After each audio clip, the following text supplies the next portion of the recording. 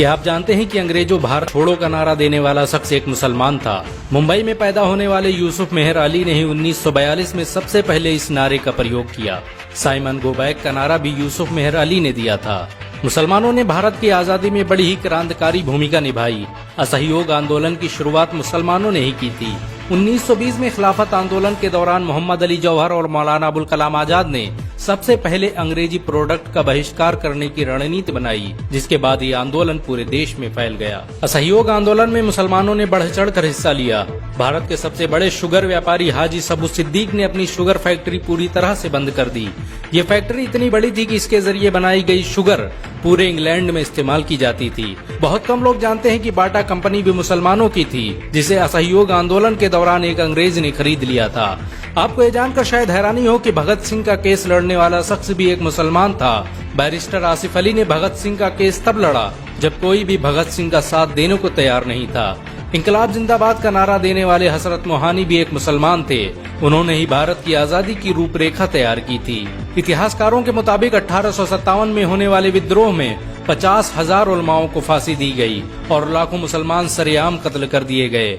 1857 में दिल्ली से लेकर कलकत्ता की रोड पर ऐसा कोई पेड़ नहीं था जिस पर मुस्लिम उलमाओं की लाशें न टंगी हो।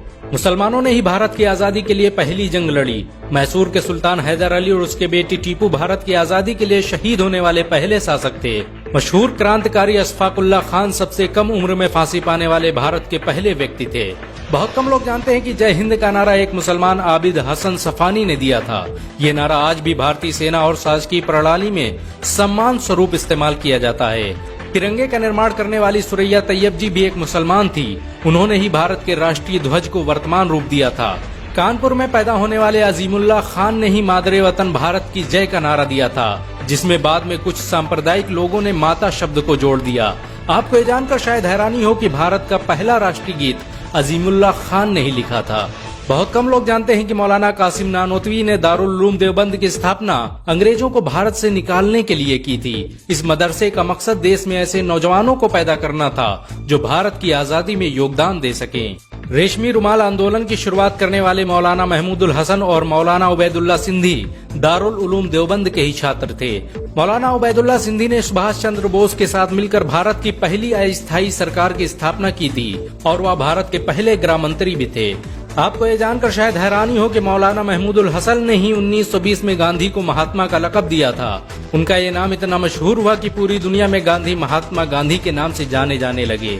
महमूदुल हसन ने ही हकीम अजमल खान के साथ मिलकर 1920 में जामिया मिलिया इस्लामिया यूनिवर्सिटी की स्थापना की थी, ताकि भारतीय शिक्षा तंत्र को अंग्रेजों के चंगुल से आजाद करवाया जा सके।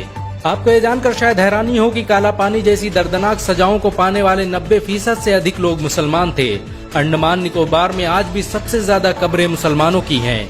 मुसलमानों के अलावा दूसरे लोगों ने काला पानी से बचने के लिए न सिर्फ माफीनामे लिखे बल्कि अंग्रेजों की मुखबिरी भी की।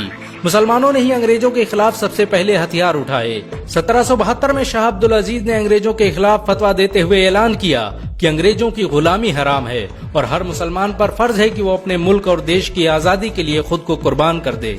1857 में होने वाले विद्रोह की प्लानिंग एक मुसलमान मौलवी अहमदुल्ला शाह ने की थी। वो भारत के अकेले इंसान थे जिन पर अंग्रेजों ने 50,000 रुपए का इनाम रखा था।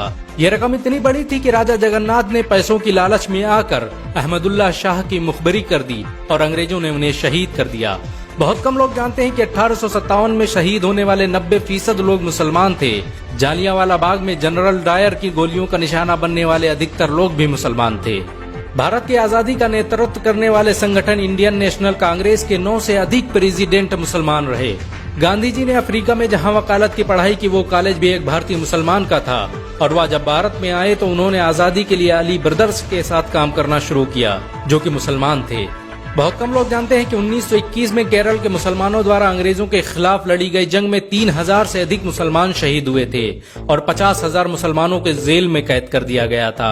ये आंदोलन मोपला मुस्लिम आंदोलन के नाम से जाना जाता है। 1942 में शुरू हुए भारत छोड़ो आंदोलन की रूपरेखा मौलाना अबुल कलाम आजाद ने तैयार की थी। संविधान निर्माता डॉक्टर भीमराव अम्बेडकर को पहचान दिलाने में मुसलमानों का बड़ा योगदान रहा है। 1946 में जब भीमराव अम्बेडकर दलित होने की वजह से इलेक्शन हार गए तो बंगाल मुस्लिम लीग ने उन्हें मुस्लिम इलाके से इलेक्शन लड़ने की दावत दी। इस तरह भीमराव अम्बेडकर संविधान सभा का हिस्सा बन सके। अगर मुसलमान भीमराव अंबेडकर को इलेक्शन न जिताते तो उन्हें कभी भारत के संविधान को लिखने का मौका न मिलता। भारत की आजादी के लिए सबसे ज्यादा लेख, शायरी, गीत और किताबें मुसलमानों ने ही लिखी। अल्लामा इकबाल के जरिए लिखा गया सारे जहां से अच्छा आज पूरे भारत में गाया जाता है। आपको ये जानकर शायद हैरानी होगी कि देश के लिए शहीद होने वाला पहला पत्रकार मौलाना मीर बाकर एक मुसलमान था। भारत की आजादी के लिए मुस्लिम राजाओं और महाराजाओं ने अपने खजाने खोल दिए। कोलकाता के हाजी उस्मान सईद ने अपना सब कुछ भारत की आजादी के लिए कुर्बान कर दिया। हाजी उस्मान की अमीरी का अंदाजा इसी बात से लगाया जा सकता है कि 1920 तक कोलकाता में बनने वाला हर स्कूल और हर बड़ी बिल्डिंग उन्हीं की थी। कोलकाता के पहले सुपर स्टोर कैश बाजार की बुनियाद हाजी सईद ने ही रखी थी, लेकिन बाद में उन्होंने अपनी सारी दौलत देश को दान कर दी और खुद एक किराए के घर में रहने लगे।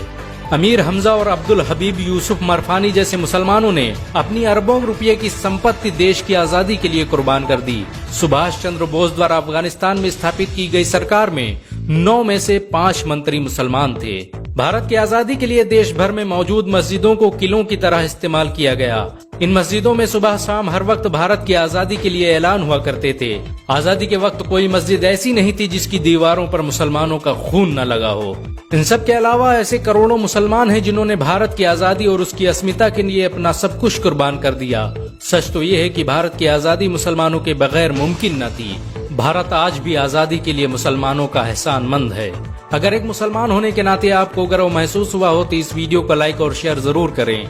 ऐसी और वीडियो को देखने के लिए हमारे चैनल को सब्सक्राइब करें, घंटा जरूर दबाएं।